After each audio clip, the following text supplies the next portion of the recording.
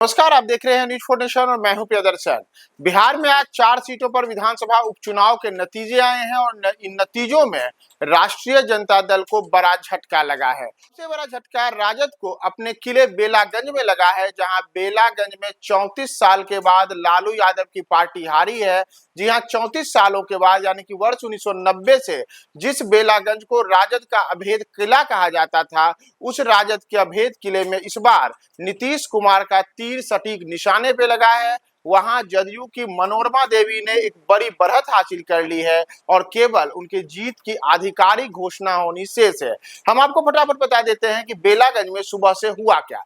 बेलागंज में शुरुआती अगर हम दौर की बात करें तो शुरुआती दौर से ही यहाँ पे मुकाबला काफी कांटे का देखने को मिला। राष्ट्रीय जनता दल की ओर से यहाँ सुरेंद्र यादव के बेटे विश्वनाथ प्रसाद कुमार सिंह उम्मीदवार रहे और दूसरी ओर यहाँ पे जनता दल यूनाइटेड की ओर से मनोरमा देवी कैंडिडेट हैं और जनसुराज ने मोहम्मद अमजद को उम्मीदवार बनाया। मोहम्मद अमजद ने शुरुआती दौर में जहां बढ़त हासिल की, वहीं बाद में मुकाबला सीधे सीधे जनता दल यूनाइटेड की मनोरमा देवी और राजद के विश्वनाथ कुमार सिंह के बीच रहा। इसमें मनोरमा देवी ने, अगर हम चुनाव आयोग की वेबसाइट की बात करें तो जो कुल 11 राउंड की गिनती होने है, उसमें 9 राउंड की गिनती के बाद आप देखेंगे कि मनोरमा देवी ने 17,402 वोटों की एक बड़ी बढ़त हासिल कर ली है।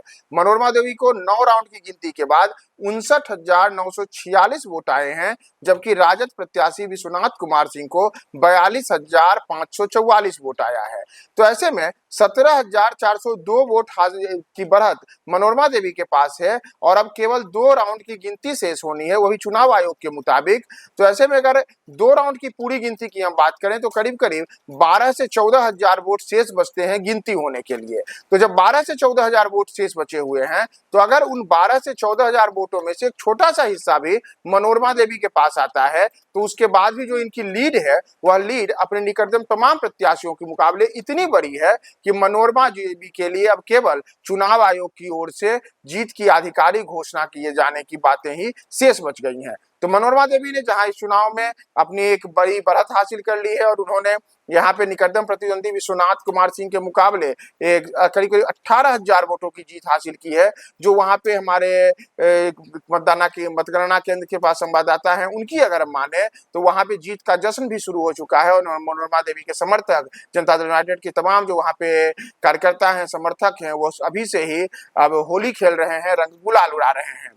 तो यहाँ बेलागंज में एक बड़ी जीत मनोरमा देवी की हुई है और तीसरे नंबर पर यहाँ पे रहे हैं मोहम्मद अमजद, जो जनसुराज पार्टी के हैं। उन्होंने यहाँ करीब 16,000 वोट हासिल करने में सफलता पाई है। और यहाँ आपको हम यह भी बताएं कि बेलागंज विधानसभा क्षेत्र को बिहार के उन विधानसभा क्षेत्रों में एक माना जाता है जहां लालू यादव का MY समीकरण, यानी कि मुस्लिम यादव गठजोड़, सिर चढ़ कर बोलते रहा था और उसका नतीजा था कि वर्ष 1990 से लगातार इस सीट पर एक मजबूत जातीय और धार्मिक जो वोटों का समीकरण बनाने में लालू यादव सफल रहे थे, उस मुकाबले यहाँ पे सुरेंद्र यादव लगातार बड़ी जीत हासिल करते रहे थे। लेकिन इस बार सुरेंद्र यादव जब जहानाबाद संसदीय सीट से लोकसभा का चुनाव जीते, तो इस बार विधानसभा के उपचुनाव में उनके ही बेटे विश्वनाथ कुमार सिंह को राजद ने अपना उम्मीदवार बनाया।